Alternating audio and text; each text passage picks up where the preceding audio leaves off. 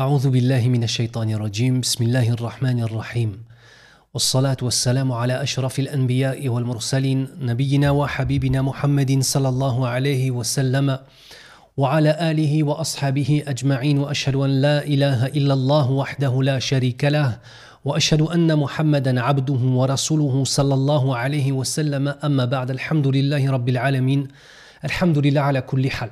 Par rapport à ce qui se passe aujourd'hui, Alhamdulillahi ala kulli hal, et c'est ce que dit le musulman. Avant de commencer cette conférence que j'ai intitulée Comprendre pour agir, Inch'Allah ta'ala, je dois simplement revenir sur une courte vidéo que j'ai faite la dernière fois. Il faut savoir reconnaître aussi quand on a manqué de pertinence. Et je pense que ce n'était pas pertinent pour moi de vous montrer mon émotion. On se doit toujours d'espérer. Alors, à aucun moment, je ne perds espoir en mon Seigneur. C'est peut-être parfois, avec tout ce temps qu'on a vécu en tant que musulman, à être spectateur malheureusement de toutes ces atrocités, de ces massacres, on perd confiance en les gens. Jamais en notre Seigneur. Et aujourd'hui, on va faire les choses différemment. On va essayer de se poser des questions. On va essayer de comprendre pour agir. Et pour cela, on va voir le plan de la conférence. Et on va essayer de prendre le temps de comprendre. Et cette conférence ne va pas durer 5 minutes ou 10 minutes. Elle durera le temps qu'elle durera, le temps dont j'ai besoin pour vous exprimer un certain nombre de choses. Alors, ce que nous allons voir ensemble, c'est les choses suivantes. Premièrement, un certain nombre de règles. Des règles qui, à mon sens, sont très importantes avant de commencer à discuter. On va de même parler très rapidement de l'histoire de la Palestine, la situation actuelle de la Palestine, le peuple palestinien, les colonies israéliennes illégales, et enfin nous finirons par que faire. Alors pour les règles, on va parler des massacres, on va parler de la justice, de la vérité, du passé et du futur. Pour l'histoire, on va parler de la colonisation et de la gestion des Palestiniens sous le prisme colonialiste. Pour la situation, on va voir un petit peu la géographie de Gaza, mais aussi de la Cisjordanie, les habitants, et on verra quelques cartes qui vont nous permettre de beaucoup mieux comprendre ce qui se passe. Le peuple, les martyrs, les chiffres effrayants et les victimes, notamment en 2023. Les colonies, le nombre de colonies en Cisjordanie, les zones A, les zones B et les zones C, et l'argent que rapportent les colonies à l'État d'Israël. Et enfin, on va essayer de voir ce que nous pouvons faire, notamment se rappeler, notamment cultiver l'amour du Quds, notamment notre argent, comment nous allons le dépenser, et enfin la véritable patience et les invocations pour Allah subhanahu wa ta'ala. Alors tout de suite, on va commencer avec un certain nombre de règles. Première règle que je veux partager avec vous, c'est que je parle de ce massacre pour sauver des vies et non pas pour en prendre. La deuxième des règles, c'est que les chiffres sont en réalité des personnes. Et je vais citer pas mal de chiffres. On va citer des dizaines et des dizaines d'années. On va dire ça fait 75 ans que ça dure. On va parler de 1000 personnes, de 2000 personnes, de 15 000 personnes, de 20 000 personnes qui sont mortes. On va parler de 100 000 blessés. On va parler d'hôpitaux bombardés. Et arrivé à un moment, vous savez, on finit par devenir insensible à la réalité de ce que c'est. Derrière ces chiffres, c'est des gens, c'est des vies. Derrière ces chiffres, c'est des pères de famille, c'est des mères de famille. Derrière ces chiffres, c'est des gens qu'on appelle les Gazaouites. Derrière ces chiffres, c'est des véritables personnes, comme toi et comme moi. C'est des jeunes filles qui avaient l'ambition de faire des études supérieures pour devenir médecins. C'est des jeunes hommes qui voulaient juste aller jouer au foot ou aller faire du vélo. C'est des pères de famille, c'est des mères de famille, c'est des tantes, c'est des oncles. C'est des jeunes qui avaient toute leur vie devant eux. C'est des anciens qui avaient la majorité de leur vie derrière eux. C'est des gens comme vous et nous, en fait. On va se poser la question un peu de qui sont ces Gazaouites. C'est des êtres humains dont la vie est sacrée comme toute vie. Même s'il semble étrange de devoir le rappeler aujourd'hui, les habitants de Gaza sont des êtres humains comme les autres êtres humains et leur vie est sacrée au même titre que la vie des autres personnes. Ce sont des hommes, des femmes, des pères, des mères, des enfants avec un avenir, avec des joies et avec des peines.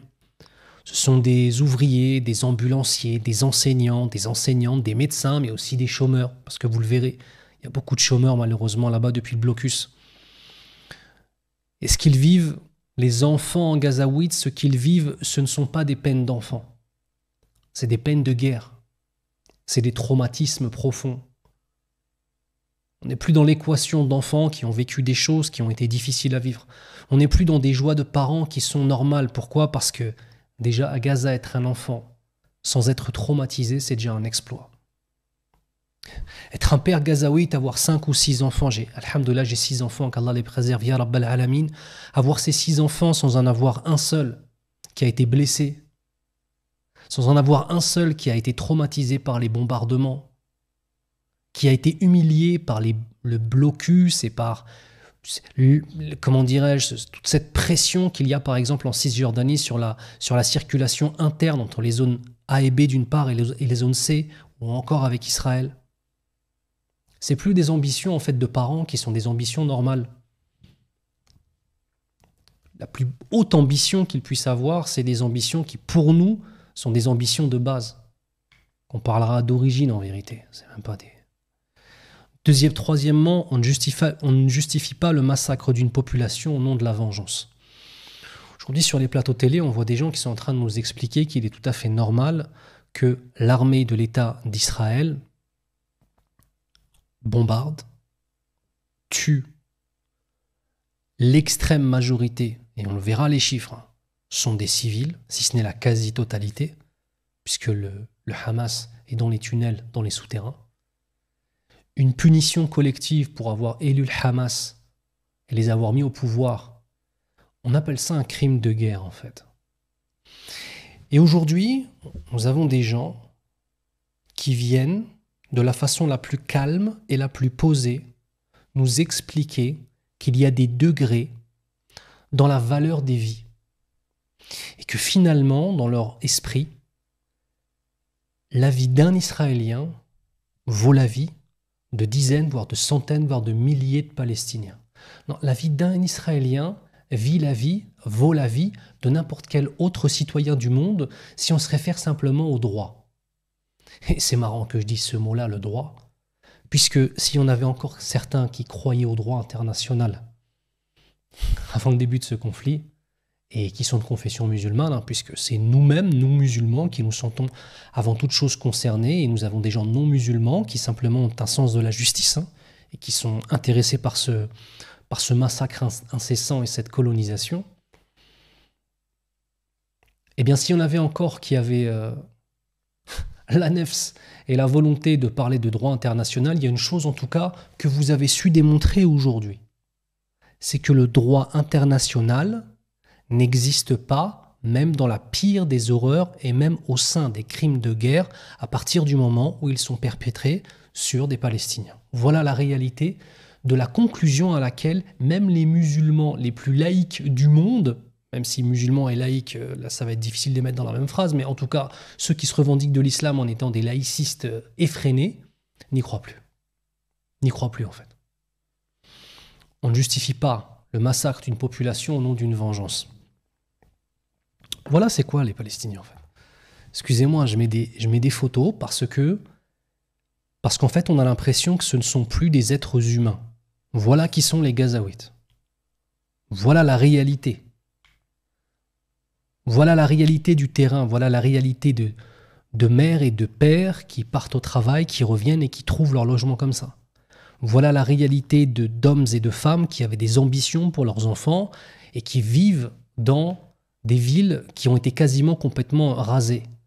Voilà quelques photos.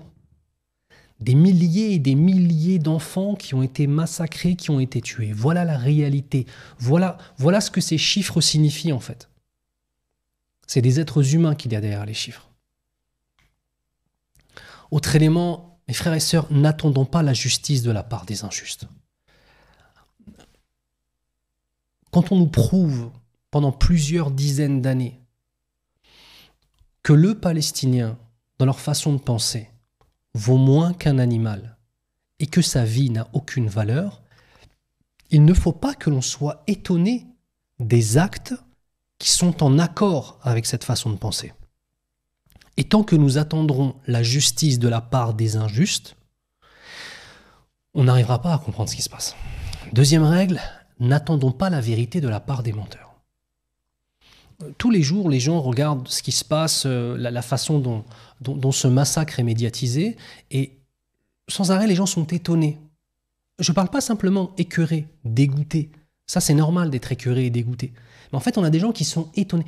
comment peuvent-ils dire ça? Comment peuvent-ils présenter les choses de cette façon-là? Comment peuvent-ils, comme si cette chose-là était étonnante? Il n'y a absolument rien d'étonnant à cela. Ils sont logiques avec leur façon de faire et avec leur façon de voir le monde. Et le traitement médiatique de ce massacre n'est qu'à l'image des convictions que ces mêmes personnes portent, illa man rahimahullah, sauf ceux à qui Allah Azza wa Jalla a fait miséricorde. Donc mes frères et sœurs, n'attendons pas la vérité de la part des menteurs. Et enfin, l'histoire ne commence pas le 7 octobre 2023, mais l'histoire commence 75 ans avant. On ne peut pas aujourd'hui décemment venir et dire aux gens que tout a commencé le 7 octobre. Le 7 octobre est un événement tragique qui est la conséquence directe de dizaines d'années de massacres, d'oppression et de blocus. Quand on accule les gens à un point où ils ont le sentiment qu'ils n'ont pas d'avenir possible, qu'ils n'ont aucune solution, qu'ils vont mourir dans une prison à ciel ouvert, mais que pensez-vous que nous allons récolter? Quand on sème le désespoir, on récolte la violence. Parce que l'autre solution aurait été que les Palestiniens perdent espoir, que les Palestiniens se taisent, que les Palestiniens s'écrasent. Mais les Palestiniens ne sont pas comme cela. Ils ne sont pas comme ça. Ils auront beau les oppresser autant qu'ils veulent, ces gens rentrent dans le verset « Minal mu'minina rijal, sadaqu ma'ahadullah alayh » ce qui signifie « Il y a parmi les croyants de véritables hommes qui ont concrétisé le pacte qu'ils ont passé avec Allah Azza wa Jal. » Les Palestiniens, de façon globale, sont des gens qui ne céderont pas. Quand on sème le désespoir, on récolte la violence. Ils ne vont pas disparaître. Si on veut parler de ce conflit, remontons à 1946. Regardons 1946. Qu'est-ce qu'on a ici en 1946? Regardez. Ce qui est en vert, c'est la Palestine, et ce qui est en rouge, c'est la présence de ceux qui veulent fonder l'État d'Israël. En 1947, par une décision de la puissance colonisatrice anglaise, nous avons une répartition, à présent, d'Israël, un partage entre ce qui devient la Palestine et ce qui est Israël. Ce qui à l'origine était toute la Palestine, maintenant, ce qui est la Palestine est devenu en vert. Voilà la réalité de ce que c'est. On passe de cela à cela. Puis ensuite, en 1967, les mêmes frontières bougent. Et vous remarquez que la bande de Gaza a à peu près la même taille, mais que la Cisjordanie a complètement changé et que la partie au nord a été enlevée. Et ensuite, en 2000. Voilà la réalité de ce qui reste de la Palestine.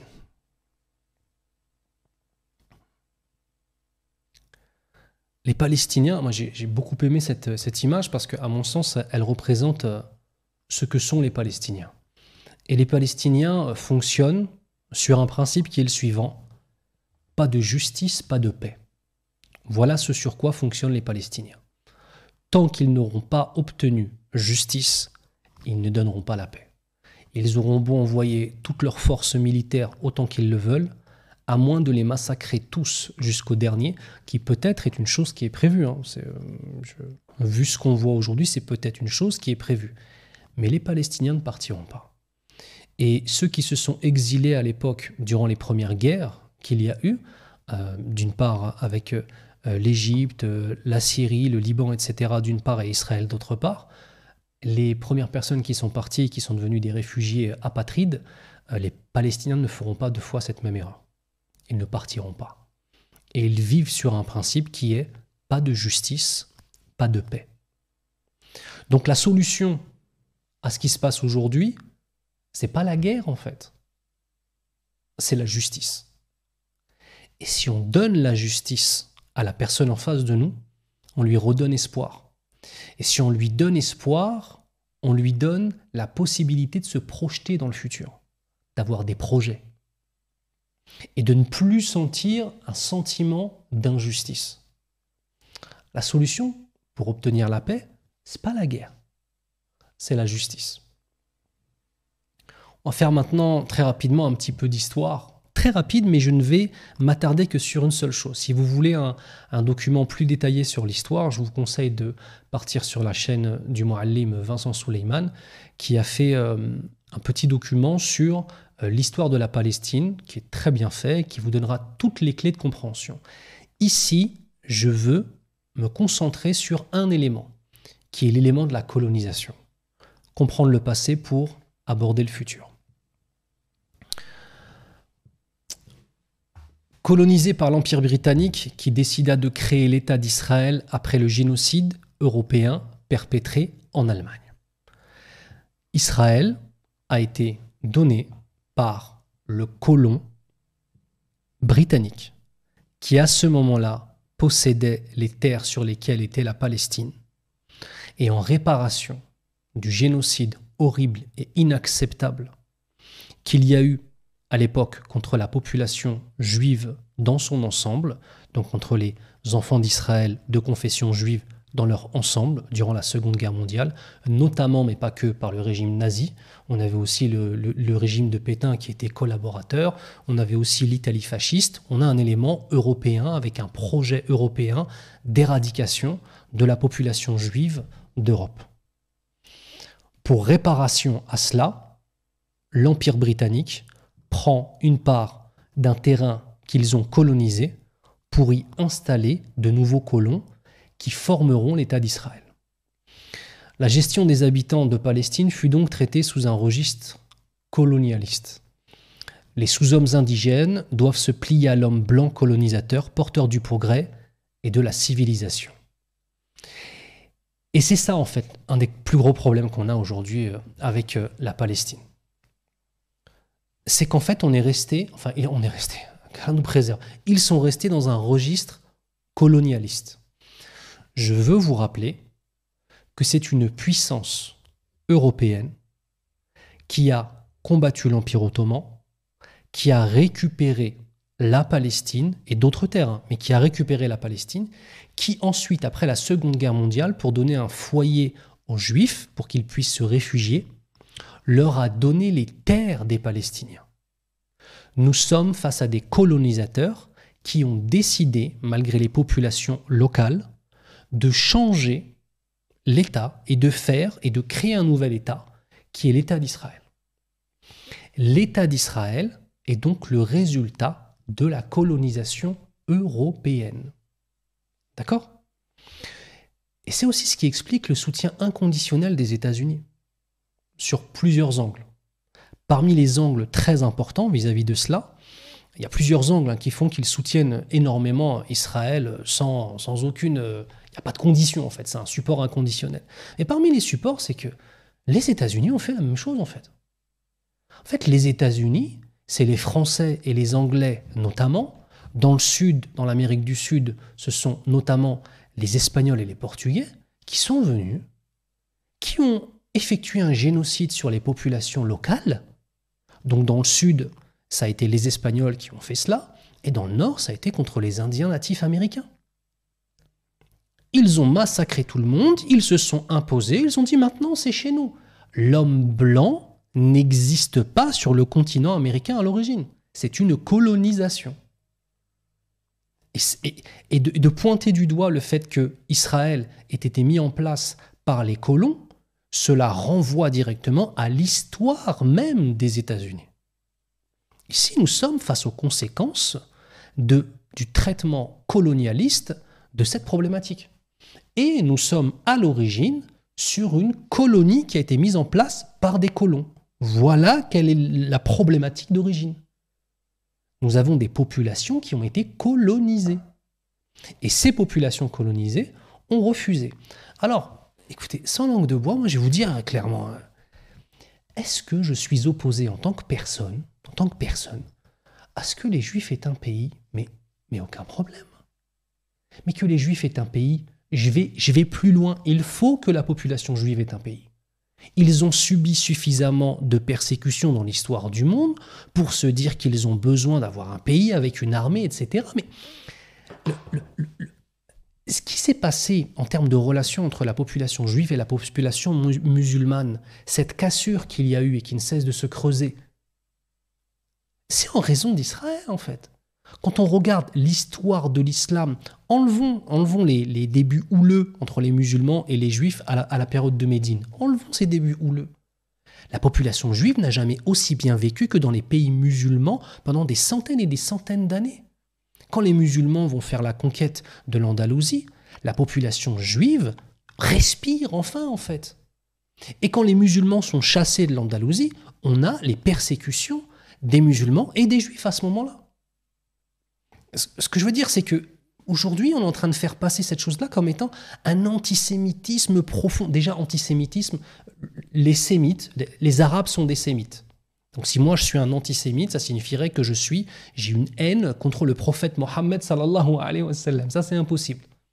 Mais une haine anti-juive ou une haine anti-musulman, ces choses-là, en fait, datent de ce moment colonisateur, en fait. Et les blessures sont trop profondes aujourd'hui. Mais alhamdoulilah, la plupart des musulmans font la différence entre, d'une part, le sionisme et d'autre part, le judaïsme. Qu'on soit bien clair. Au minimum, et encore, ce serait injuste, parce que même en Allemagne, il y aurait eu des habitants. Et au minimum, c'était à l'Allemagne nazie de donner un terrain. Et encore, il y aura forcément des gens qui habitaient là-bas. On ne peut pas chasser les gens, on ne peut pas créer un pays du jour au lendemain comme ça, en fait. Soit on a une histoire qui est longue et on est une population majoritaire dans le pays avec une histoire avec le pays, soit c'est pas possible. On ne peut pas faire ça, en fait. Et voilà ce que ça donne. Donc on a eu une des problématiques, c'est la déshumanisation du colonisé. Mais ça, c'est pas quelque chose de nouveau. D'accord ? Chronologie rapide, Inch'Allah. On a en 1947 le commencement, plan de partage de la Palestine. Ensuite, on a en 1967 la guerre des 6 jours contre l'Égypte, la Jordanie et la Syrie. On a ensuite en 1973 la guerre du Kippour contre une coalition menée par l'Égypte et la Syrie. On a ensuite en 91, j'ai mis la conférence de Madrid, parce que c'est ici qu'on trouve les fondements des accords d'Oslo.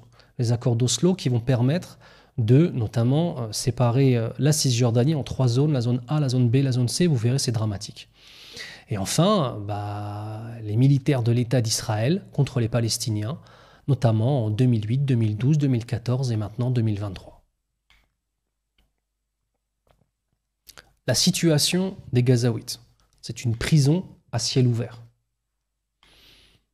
La taille de la bande de Gaza est de 365 km² pour 2,2 millions d'habitants, ce qui nous donne au kilomètre carré une densité de 5749 habitants.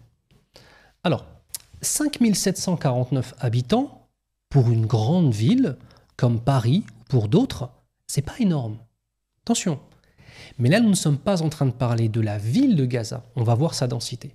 Nous parlons de la bande de Gaza dans son ensemble. Et surtout, le drame, c'est qu'il n'y a pas les structures adéquates pour accueillir autant de monde. L'électricité est que quelques heures par jour. On a aussi des limitations avec le blocus par rapport à l'essence qui rentre. En fait, il faut se dire qu'une densité de 5749 habitants au kilomètre carré en moyenne, et vous verrez que c'est beaucoup plus parce que la majorité de la population est dans la ville de Raza, on a la bande de Gaza et on a la ville de Raza. C'est le même nom, mais c'est 2 choses différentes. La problématique, il faut regarder cette chose-là aussi sous le prisme des infrastructures qui accueillent les gens. D'accord ?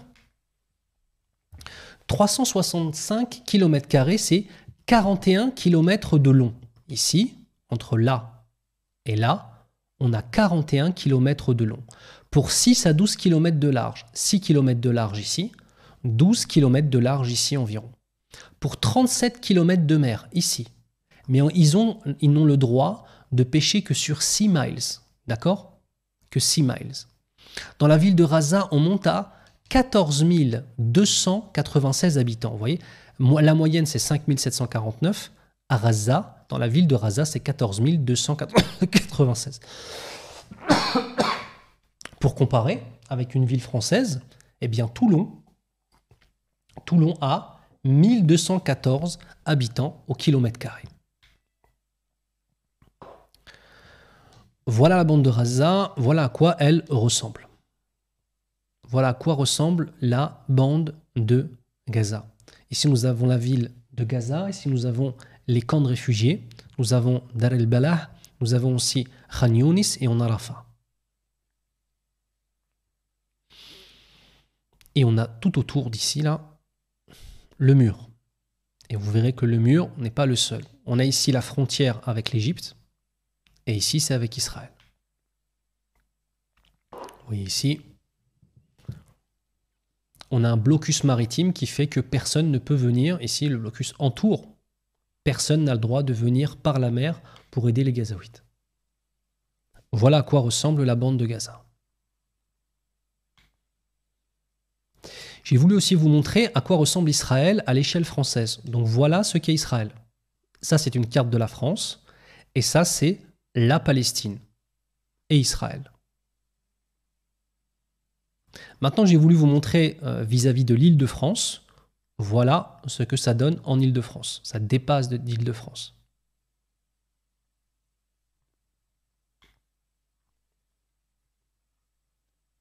J'ai aussi voulu mettre la bande de Gaza et j'ai voulu vous montrer la bande de Gaza par rapport, par exemple, à Paris. Donc voilà, ce qu'il y a en rouge, c'est la bande de Gaza. Si la bande de Gaza était posée sur Paris, ça irait des Ulysses jusqu'à un peu au-dessus de Garges-les-Gonesse. Par contre, en largeur, vous voyez, c'est moins large que Paris ici. La ville de Bruxelles, cela donnerait cela. Et la ville de Londres, ça donnerait ça. Donc ça, c'est la bande de Gaza.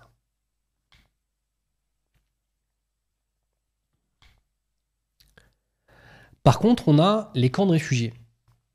Et dans les camps de réfugiés, ce n'est pas les mêmes données en fait. Dans les camps de réfugiés, ce n'est pas les mêmes données, ce n'est pas les mêmes chiffres. Dans le camp de Jabaliya, au nord de la ville de Raza, donc on avait Raza, on avait au-dessus Jabaliya, on a 119 990 habitants sur 1,4 km². Ce qui nous donne 81 400 habitants au kilomètre carré dans des camps de réfugiés, dans des conditions de vie qui sont inacceptables. Parce qu'il y en a certains qui pourraient dire « Oui, mais alors attendez, il y a des grandes villes, Mexico, où on a une densité de temps. » Oui, non, mais à partir du moment où il y a les structures pour accueillir les gens, ce n'est pas la même chose que quand on n'a pas les structures pour accueillir les gens. Ce n'est pas la même chose.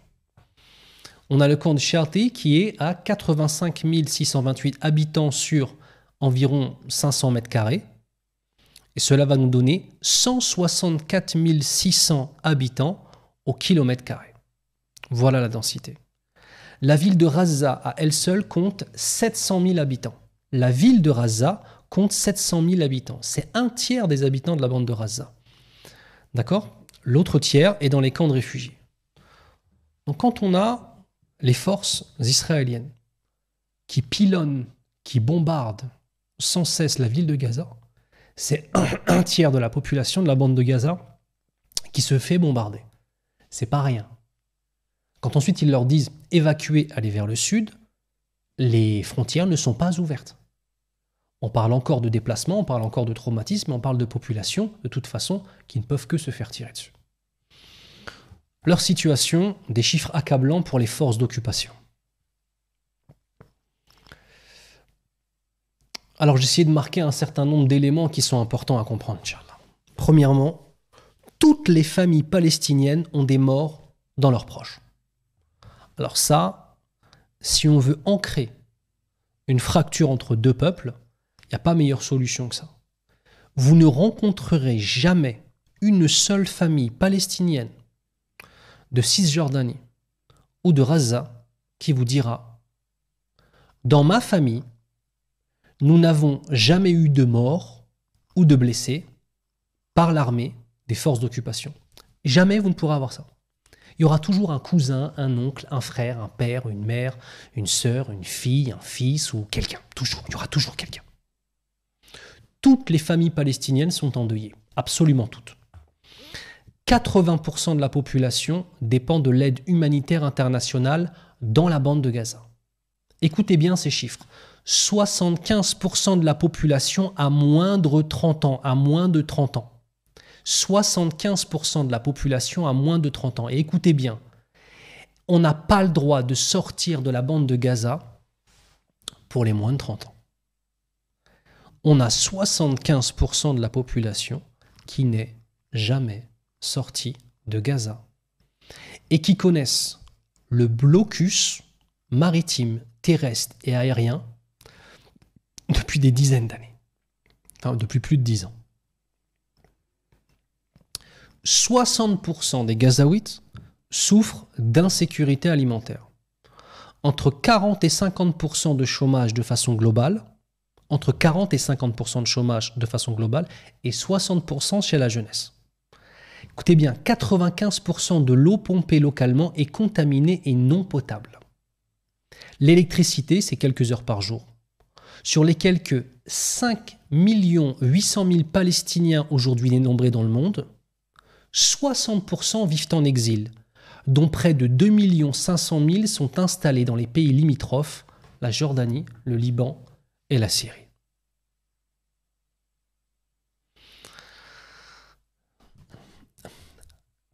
À quel moment un peuple qui vit dans ces conditions, à quel moment on pourra obtenir la paix avec lui? C'est impossible en fait. Mais ils ont voulu construire des murs pour tenter d'éteindre le bruit que les agonisants font et faire semblant que ça n'existe pas. Sauf qu'ils existent. Et pas de justice, pas de paix. Voilà comment réfléchissent les Palestiniens.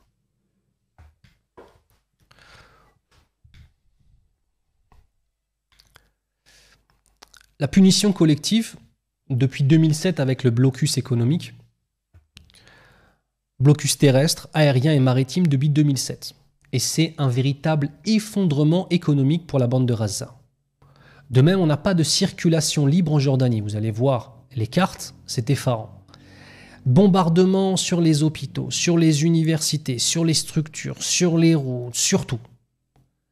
Entre 2008 et 2020, nous avons, entre 2008 et 2020, 6 000 Palestiniens tués, tandis que 115 000 ont été blessés.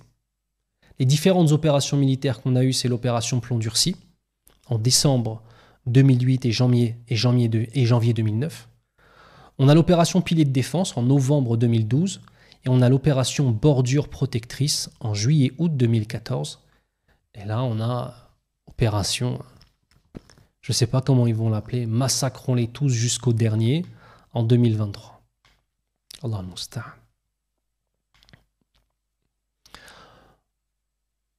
Au 14 novembre 2023, tous les hôpitaux de Gaza Nord sont bombardés. Tous. On a, au 14 novembre, 12 400 personnes tuées. Écoutez bien les chiffres. 12 400 personnes tuées en l'espace de quelques semaines. 4 630 enfants et 3 130 femmes. 61% des victimes sont des femmes et des enfants. On a 4 630 enfants morts dans les bombardements. Et on a 3 130 femmes mortes dans les bombardements.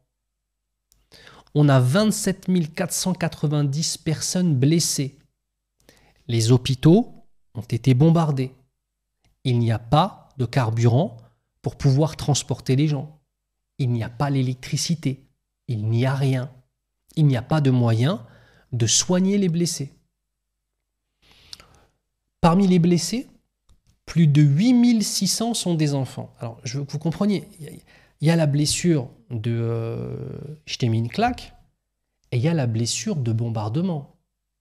C'est des jambes écrabouillées, c'est des éclats d'obus dans le ventre, c'est des gens qui sont coincés sous des décombres pendant des jours et qui ressortent à diminuer physiquement, à vie en fait. Sans compter le traumatisme psychologique, etc. Vous vous rendez compte que, avec toutes les opérations militaires dont on a parlé, un jeune, un jeune qui aurait 18 ans, il a vécu 4 guerres, 4 fois des bombardements, sans compter tous les bombardements qu'il y a toute l'année, soi-disant de façon stratégique avec les guerres propres, soi-disant. Quel type de traumatisme cela peut causer chez les gens? Ils ne vont pas disparaître, les Palestiniens. Ils ne vont pas s'éteindre. Ils ne vont pas disparaître comme ça du jour au lendemain. Ils vont juste se renforcer par rapport à ce qui se passe. Et ça, ils n'arrivent pas à le comprendre. Ils n'ont pas compris. Depuis tout ce temps-là, ils n'ont pas compris. On a au moins 2700 personnes qui sont portées disparues au 14 novembre. Et sur ces 2000 personnes disparues, on a 1500 enfants. Ça signifie qu'on a potentiellement, écoutez bien, plus de 6000 enfants morts et plus de 8600 qui sont blessés. Donc voilà ce que les forces du bien font. Voilà à quoi ressemble aujourd'hui Gaza. Voilà à quoi ça ressemble aujourd'hui Gaza. Ils ont détruit des dizaines et des dizaines de mosquées. Ils ont bombardé des dizaines et des dizaines de mosquées. Où on vit après ça? N'oublions pas qu'il y a en plus le blocus. Avec quoi on reconstruit? Comment on déblaye? C'est ça la réalité. La réalité, c'est ça la réalité. Les colonies.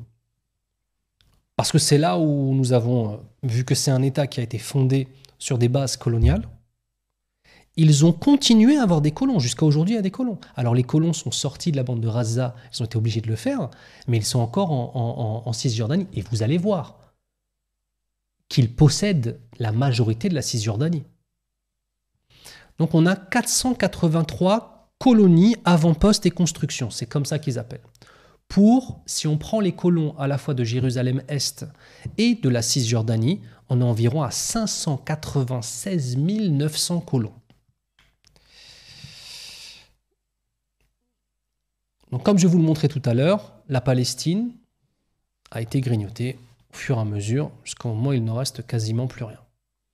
En 1948, ici c'est la partition qui a été prévue par les colonisateurs.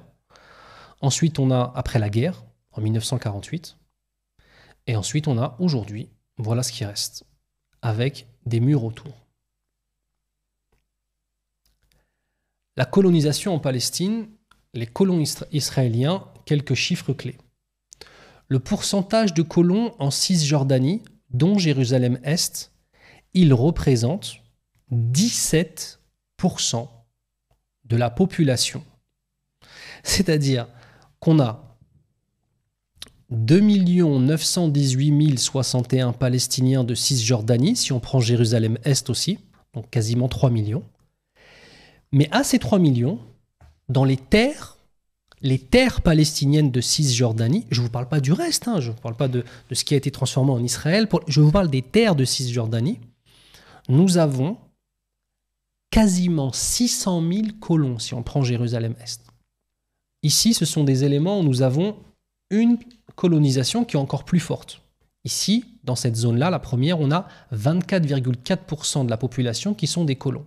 Ici, 34% qui sont des colons. Quasiment 26% à Ramallah. À Jérusalem, environ 40% de ce qui reste dans Jérusalem-Est sont des colons. Et à Bethléem, on a environ 25% de colons.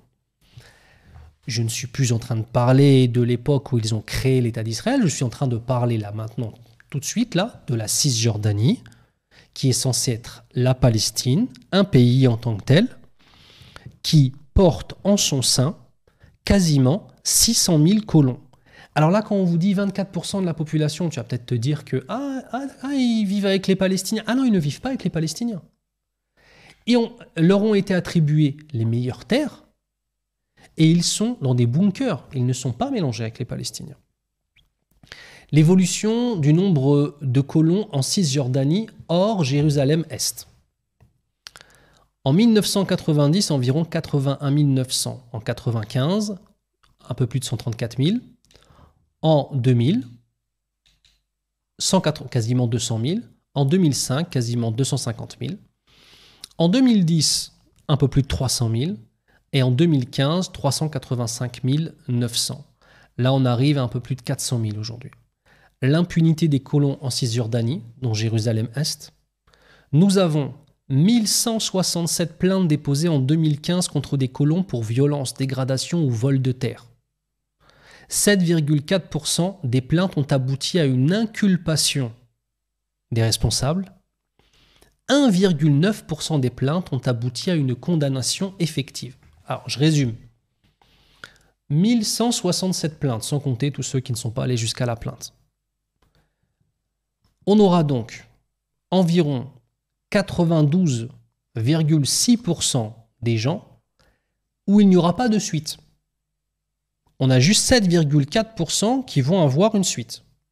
Et au final, ceux qui vont pouvoir obtenir une condamnation pour violence, dégradation ou vol de terre, c'est environ 80, ceux qui n'obtiendront rien du tout, en fait, c'est 98,1% des plaintes qui ne donnent rien.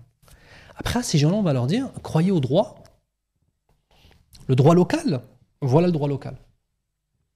Le droit international, voilà Gaza. Comment voulez-vous qu'ils croient à cela, en fait? Et comment voulez-vous qu'après, les musulmans, lorsqu'ils voient cela de façon globale, puissent croire à cela? On ne peut pas y croire, c'est pas possible, puisque la réalité nous hurle le contraire.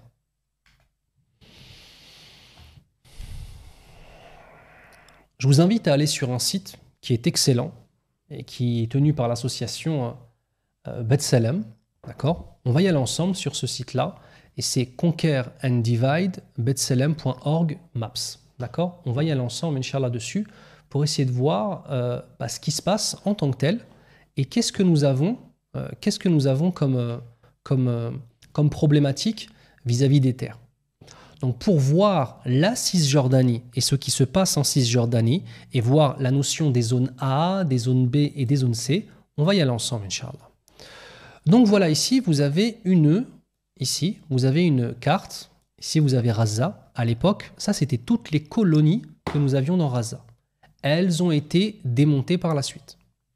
Ensuite, on a eu, d'accord, aux accords d'Oslo, une division de la Cisjordanie en 3 zones. La zone A, qui est en marron foncé, par exemple ici. La zone B, qui est en marron clair, par exemple ici. Et la zone C, qui est en bleu. Alors, à savoir, toutes les terres arables les plus fécondes sont dans la zone bleue. Les sources d'eau sont dans la zone bleue. Tout ce que vous voyez ici, ce sont des points de contrôle, des checkpoints. Tout ça. D'accord? Tout ça, c'est des checkpoints. Et là, on a Jérusalem, Al-Quds. La zone A et B est sous le contrôle de la Cisjordanie et de l'autorité palestinienne. Mais partout où il y a une grande concentration de colonies, nous avons la zone C. Dans la zone C, c'est l'administration israélienne qui gère tout.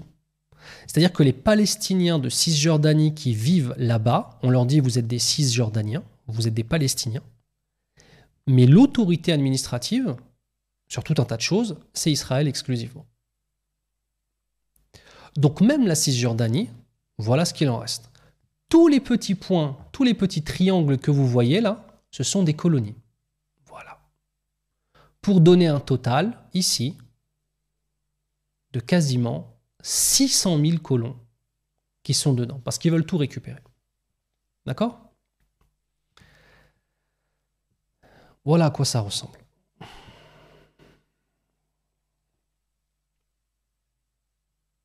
Ici, on a Jérusalem, avec l'occupation. Et ce que j'ai envie de vous montrer aussi, ça va être le mur. On a premièrement la barrière autour de Gaza. Vous connaissez le mur autour de Gaza. On a cette barrière-là. Ici. Et là, on a la mer de Gaza. Ce que je veux qu'on voit ici, au-delà des restrictions des libertés de mouvement, c'est super intéressant ce site, je vous invite vraiment à y aller. Là, j'ai envie de mettre le doigt sur la barrière de séparation. On a tous connu le mur de Gaza, Mais on a oublié qu'il y avait un mur tout autour, quasiment tout autour, sauf par ici, de la Cisjordanie. Et vous allez voir un petit peu à quoi ressemble ce mur. Donc tout ça, c'est les colonies, etc. Donc à Jérusalem, on va avoir la barrière de séparation. Et on va voir de quoi est faite cette barrière de séparation. Mais sinon, le reste, on va voir quoi? On va voir les murs. Et regardez les murs, si vous remarquez bien, ils passent dans le territoire officiel. Dans le territoire officiel de qui? De la Cisjordanie. Donc tout ça, c'est des murs. Tout ça. On a 712 kilomètres de murs. 712 kilomètres de murs. Ça maintenant, c'est le sud de la Cisjordanie. Et pareil, un mur tout autour. Et on a la barrière de séparation aussi à Jérusalem-Est. Voilà la réalité. Ce que vivent nos frères et sœurs palestiniens tous les jours, toute leur vie. Allahul Musta'an.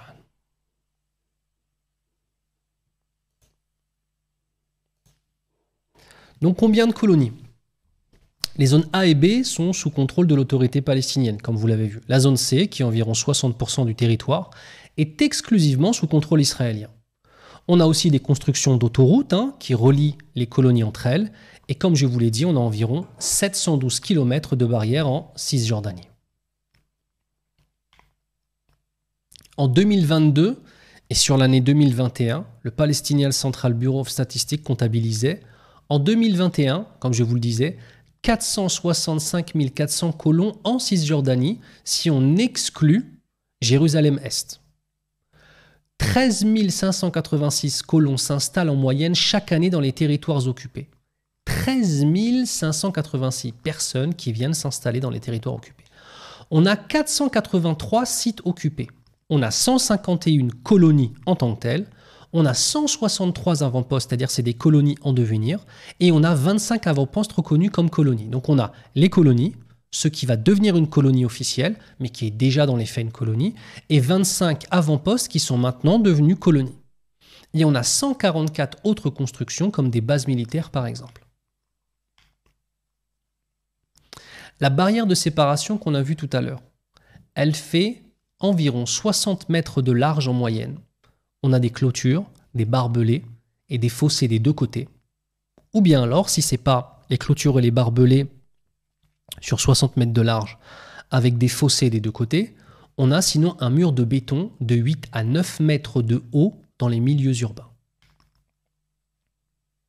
Voilà des images du mur.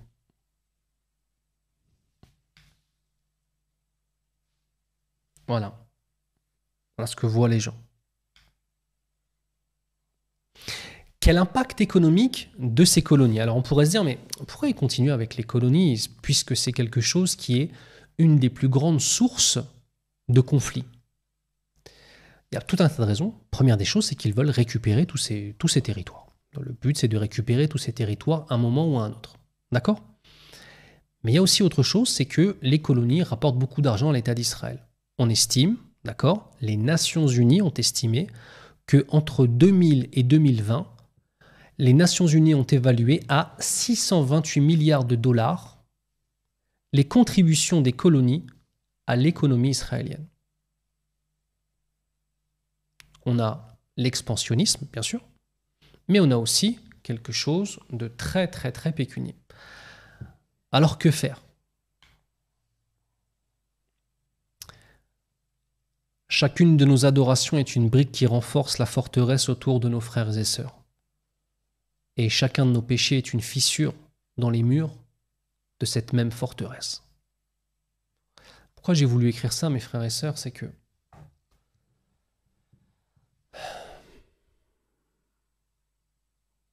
une Ummah, c'est un ensemble de gens qui, pour la plupart, ne se sont jamais vus entre eux. Mes frères et sœurs ouïghours, à l'autre bout du monde, je ne les ai jamais vus. Des frères Rohingyas, certains j'en ai vus, d'autres je ne les ai pas vus. Mes frères et sœurs d'Afrique centrale, j'en ai vu, d'autres je n'ai pas vu. Etc., etc. Le sort des uns et des autres est lié. Le fait de partager cette foi fait de nous des frères et des sœurs. Nous sommes liés entre nous. Et chacune de nos obéissances les protégera. Et chacun de nos péchés enlèvera cette protection. On va essayer de voir maintenant un petit peu vis-à-vis du Coran al-Karim ce qu'il en est. Allah Azza wa Jalla nous dit Inna Allah la yughayyiru ma biqawmin hatta yughayyiru ma bi anfusihim. Dans le sens, certes, Allah Azza wa Jalla ne change pas l'état d'un peuple jusqu'à ce qu'il change ce qu'il a en lui. Plein de choses à dire sur ce verset. Premièrement, regardez, inna. Inna ici, quand tu utilises inna, le a c'est fi mahalli shakki wal ithbat. Des gens qui disent l'inverse. Et Allah Azza wa Jalla qui vient dire non, non, non. Certes, ne croyez pas l'inverse. Écoutez bien, Allah, la yughayyiru, ne change pas l'état d'un peuple. Et vous savez, le peuple ici, pour moi, c'est pas le peuple palestinien dont on parle. C'est le peuple de l'islam. Ahlul Islam. Certes, Allah Azza wa Jalla ne changera pas l'état de la communauté musulmane tant que la communauté musulmane n'aura pas changé ce qu'elle a entre elle, ce qu'elle a en elle. On a ici un verset qui est en train de nous donner un parallélisme en fait. Allah ne changera pas l'état d'un peuple tant que ce même peuple n'aura pas changé ce qu'il y a en lui. En termes de tawhid d'Allah Azza wa Jalla, d'adoration. Et quand je dis tawhid, mes frères et sœurs, je ne suis pas en train de vous parler de simplement mémoriser 3 tableaux pour me dire non, je sais c'est quoi le tawhid. Le tawhid se vit dans toutes les dimensions de notre existence. Ce tawhid, cette adoration d'Allah l'unique, écoutez bien, la Palestine, prenons tout simplement un élément historique. Un élément historique. On ne parle pas de la Palestine aujourd'hui. On parle de la Palestine à l'époque de Salah ad-Din al-Ayyubi, rahimahullah. Et on parle à cette époque-là de colons, les croisés, chrétiens pour ce coup, qui avaient dominé et qui d'ailleurs étaient injustes et faisaient des massacres aux musulmans et aux juifs et aux chrétiens orthodoxes. D'ailleurs, les chrétiens orthodoxes, jusqu'à aujourd'hui, subissent en Palestine.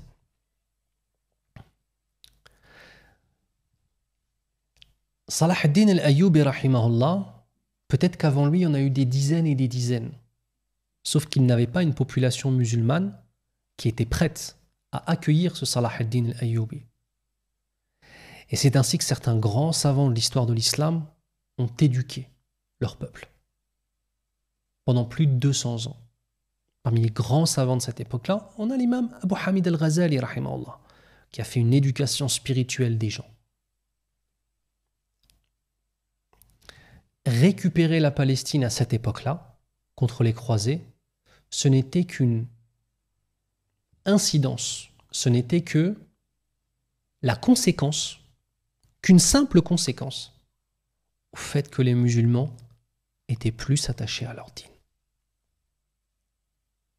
Certes, Allah Azza wa Jal ne change pas l'état d'un peuple tant que ce peuple ne change pas ce qu'il y a en eux.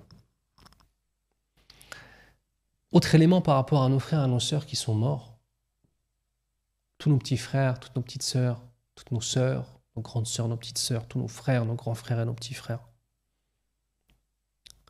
La'allahum, Inch'Allah, ils sont morts martyrs, shuhada. Allah Azza wa Jal nous parle des shuhada.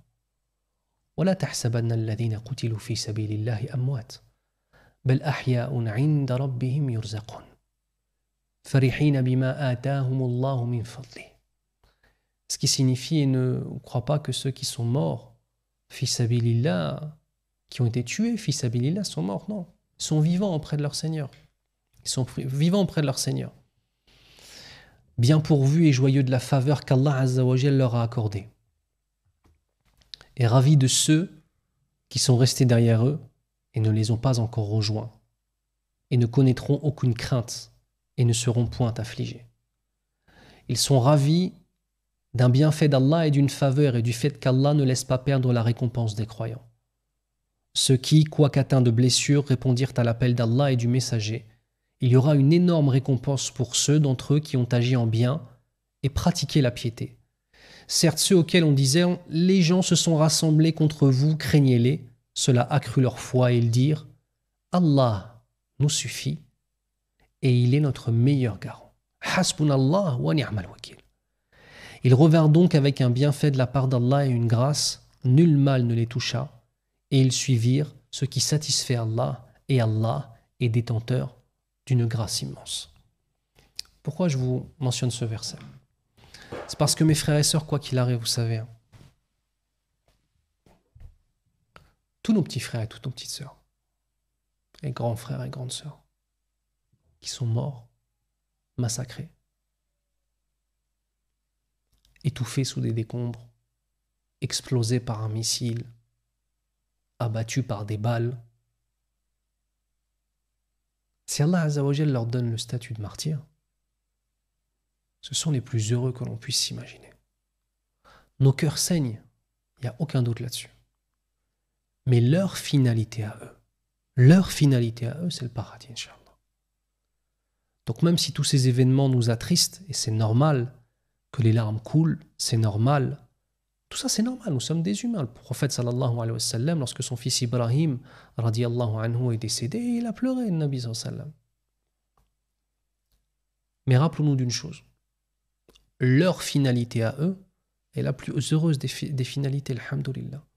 Si Allah Azza wa Jal leur accorde le statut de martyr. Allah subhanahu wa ta'ala nous dit aussi وَلَنَبْلُوَنَّكُمْ بِشَيْءٍ مِّنَ الْخَوْفِ وَالْجُوعِ وَنَقْصٍ مِّنَ الْأَمْوَالِ وَالْأَنفُسِ وَالثَّمَرَاتِ وَبَشِّرِ الصَّابِرِينَ الَّذِينَ إِذَا أَصَابَتْهُم مُّصِيبَةٌ قَالُوا إِنَّا لِلَّهِ وَإِنَّا إِلَيْهِ راجعون أُولَئِكَ عَلَيْهِمْ صَلَوَاتٌ مِّن رَّبِّهِمْ وَرَحْمَةٌ وَأُولَئِكَ هُمُ الْمُهْتَدُونَ. Ce qui signifie, et très certainement nous éprouverons par un peu de peur, de faim et de diminution de biens, de personnes et de fruits. Et fais la bonne annonce aux endurants, ceux qui disent quand un malheur les atteint, Inna lillahi wa inna ilayhi raji'un. Certes, nous sommes à Allah et c'est à lui que nous retournerons. Ceux-là reçoivent des bénédictions de leur Seigneur ainsi que la miséricorde, et ceux-là sont les bien guidés. Le verset est très parlant. Je n'ai même pas besoin de vous expliquer. Wa bashiri sabirin. Et donne la bonne nouvelle aux patients. Pareillement, Allah Azza wa Jal nous a mis sur cette terre pour qu'on soit éprouvés. Certains d'entre nous vont être éprouvés par la maladie, d'autres par une famille désunie, d'autres par une guerre, d'autres par de l'injustice, d'autres par. Et ça, c'est pas uniquement Gaza ou quoi que ce soit, c'est le monde entier. On vit avec ça. Et nos frères et sœurs là-bas l'ont bien compris. Alors mes frères et sœurs, on va se poser la question de que faire? Qu'est-ce que vous et moi on va faire? Qu'est-ce qu'on peut faire à notre échelle? Il y a un certain nombre de choses qui sont très importantes à faire. La première des choses, c'est un message. Une risala qu'on va d'abord envoyer à notre Seigneur à travers les invocations. Ad-du'a sayf al-mu'min. L'invocation, c'est l'arme du croyant. Ad-du'a huwa al-ibada. L'invocation, c'est l'adoration en tant que telle. La première des choses, c'est un message qu'on envoie à notre Seigneur. On demande à notre Seigneur de les préserver. On demande à notre Seigneur de préserver la vie de nos frères et de nos sœurs. Le deuxième message qu'on envoie, c'est au monde entier. On ne vous a pas oublié. Vous savez, je ne suis pas partisan des manifestations. Plus jeune, on les a fait. Mais il y a une chose. Au-delà de ce que moi je pense, les Palestiniens nous demandent de manifester. Les Palestiniens nous demandent, ils nous disent, s'il vous plaît, en Occident, manifestez. Que les pouvoirs en place puissent voir que vous ne nous avez pas oubliés. C'est super important. Donc au-delà de ce que moi je pense pertinent ou pas pertinent, impact ou pas d'impact, au-delà de cela, mes frères et sœurs, montrons notre mécontentement. Peut-être que cela changera quelque chose. Peut-être que cela ne changera rien. Mais nos frères et sœurs qui sont sous les bombes nous demandent de le faire. Alors bien évidemment, mes frères et sœurs, priez, repérez, vous allez sur Maps, vous repérez là où il y aura des mosquées pour faire votre prière à l'heure durant... tu sors de la manifestation, tu vas prier, tu reviens, etc. Comme c'est connu, avec les règles de l'islam, etc. Inch'Allah, respectez les règles de l'islam, voilà. Et c'est bon. Nos frères et sœurs nous demandent de le faire. Inch'Allah qu'on le fasse. Autre élément, Allez al-Quds. Cultivez l'amour en nous et en nos enfants. Que nous rappelions sans arrêt à nos enfants que le troisième lieu saint de l'islam, c'est Jérusalem, c'est al-Quds. Que nos enfants, au lieu de regarder des séries bidons qui ne servent à rien, puissent voir des documentaires là-dessus, des dessins animés là-dessus, de leur donner des coloriages là-dessus. Cultiver l'amour de l'Quds dans le cœur de nos enfants et dans nos cœurs à nous. Deuxième élément, aller en Palestine. Aller à Jérusalem, al-Quds. C'est ce que nous demandent nos frères et sœurs.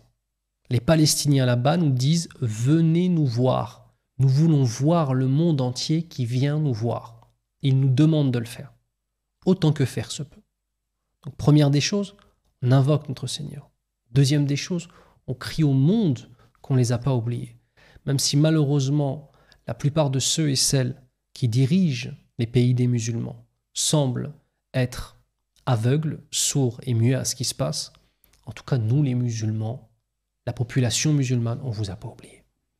Deuxième des choses, cultiver l'amour de l'Quds dans nos propres cœurs et que ce soit des sujets de discussion dans nos familles.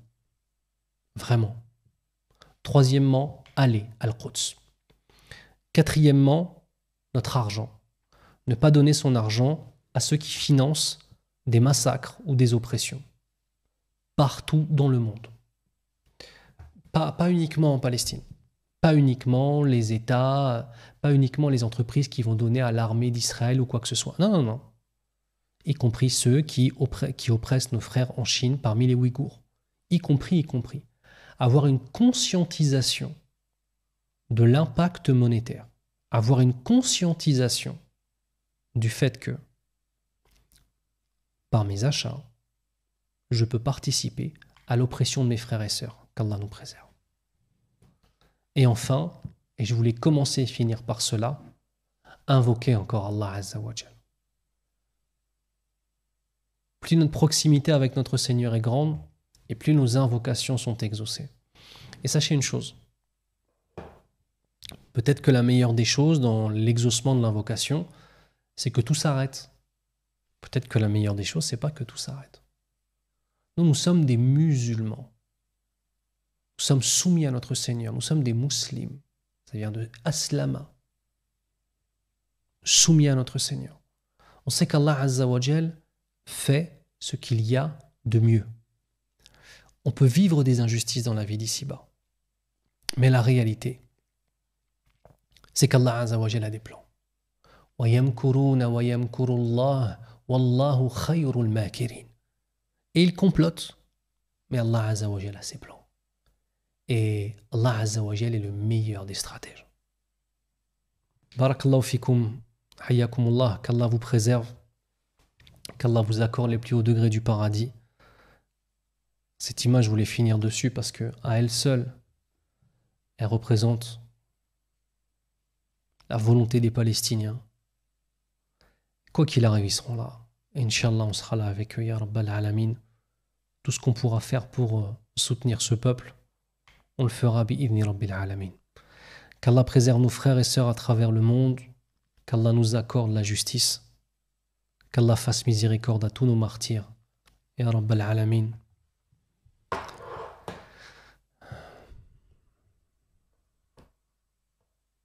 On fait des vidéos, on essaye de...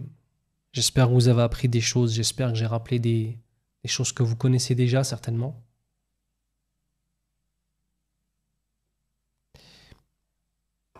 On essaie de faire une vidéo soit qui a une utilité, soit de ne pas en faire.